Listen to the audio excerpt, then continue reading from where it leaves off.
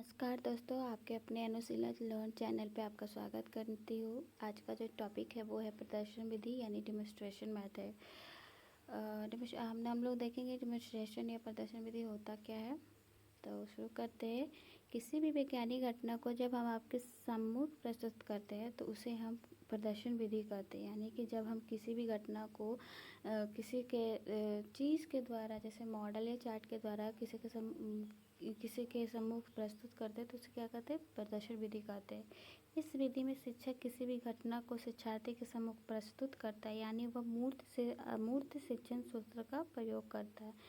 और जिसे देखिए इस विधि में क्या होता है, शिक्षक जो है मूर्त चीज़ को मूर्त से अमूर्त शिक्षण सूत्र का यूज़ करता है। मूर्त यानी कि हम जो देखते हैं, मूर्त मतलब जो हम सोचते हैं, हमारे जो नहीं दिखता मूर्त हुआ, जो दिखता है वो मूर्त होगा।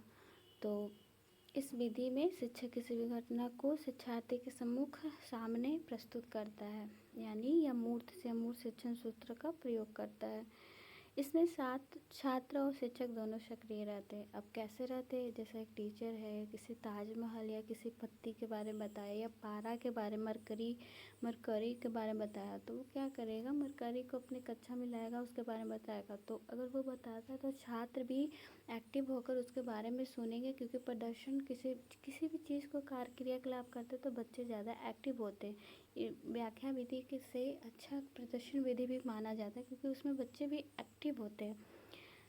इस विधि में शिक्षक कक्षा में चार्ट, मॉडल अथवा प्रारूप आदि का प्रयोग करते हैं। इस विधि में क्या क्या यूज़ करते हैं, एक टीचर जैसे चार्ट हो गया, मॉडल हो गया, या फिर उसके जैसा जिस बारे में बताना हुआ उसका प्रारूप जो है आदि प्रयोग करता है। शिक्षक को इसका पहले से ही तैयारी कर लेना चाहिए। क्या करना चाहिए, शिक्षक को पहले से तैयारी कर लेना चाहिए, क्योंकि देखिए जब आप किसी भी चीज़ गाना गाने जाते हैं या फिर कोई भी चीज़ परफॉर्मेंस करने जाते हैं तो अगर पहले से तैयारी कर लेते तो आपके दिमाग में बैठा रहता कि कैसे क्या करना है। तो इसी तरह से शिक्षक को भी पहले से तैयारी कर लेना चाहिए, तथा शिक्षक को सभी बिंदुओं को स्पष्टीकरण पहले से ही कर देना चाहिए। जैसे एक शिक्षक को क्या करना, पहले से स्पष्टीकरण कर देना चाहिए। क्यों? क्योंकि इससे छात्र को पहले से कुछ कुछ बिंदु के बारे में पता होगा, तो अगर शिक्षक जब बता रहा होगा तो उस बिंदु को याद करके वो समझेगा, और अगर समझेगा बच्चा तो वो एक्टिव होगा। ना कि अगर जो बच्चा नहीं समझ पाता है वही वो बोर होगा, वो उब जाएगा, वो समझेगा नहीं। एक शिक्षक को श्यामपट्ट का भी प्रयोग करना चाहिए। एक शिक्षक को क्या, श्यामपट्ट यानी ब्लैक बोर्ड का भी यूज़ करना चाहिए, क्योंकि मुख्य बिंदु वो लिख सकता है। और अगर लिखेगा तो बच्चे भी अपने कॉपी में नोट्स बना सकते हैं। इसके साथ साथ बच्चे से बीच बीच में प्रश्न भी पूछना चाहिए।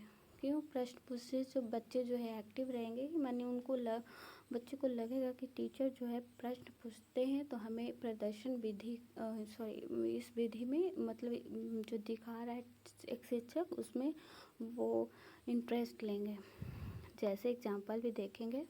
पहला है, जब बालक को ताजमहल के बारे में बताना होता है तो वह उसका प्रारूप या मॉडल कक्षा में लाता है। दूसरा है, देखिए ताजमहल इसलिए लाता है क्योंकि सारे बच्चे आगरा नहीं जा सकते। अगर आगरा जाते तो टाइम कंज्यूमिंग भी है और पैसा भी बहुत लगेगा, सारा बच्चा जो है आगरा नहीं जा पाएगा।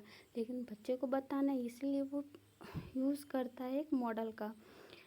दूसरा है, विज्ञान विषय की बात करें तो जब किसी भी शिक्षक के पत्तों के वर्गीकरण के बारे में बताना होता है तो वह विभिन्न तरह की पत्तियां कक्षा में लाकर बालक को समझाता है, क्योंकि वह सभी बालक को सभी ब्रिज के पास नहीं ले जा सकता।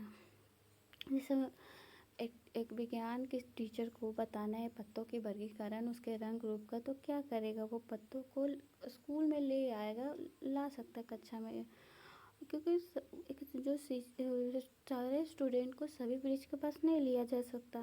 तो इसलिए जो प्रदर्शन विधि का यूज़ क्लास में किया जाता है, और एक साइंस टीचर के लिए बहुत ही यूज़फुल ये विधि माना जाता है। आई होप प्रदर्शन विधि कुछ समझ में आया होगा मैंने जो पढ़ाया है। अगर कोई भी दिक्कत है तो प्लीज़ कमेंट बॉक्स में अपना क्वेश्चन पूछ सकते हैं। Thank you and have a good day.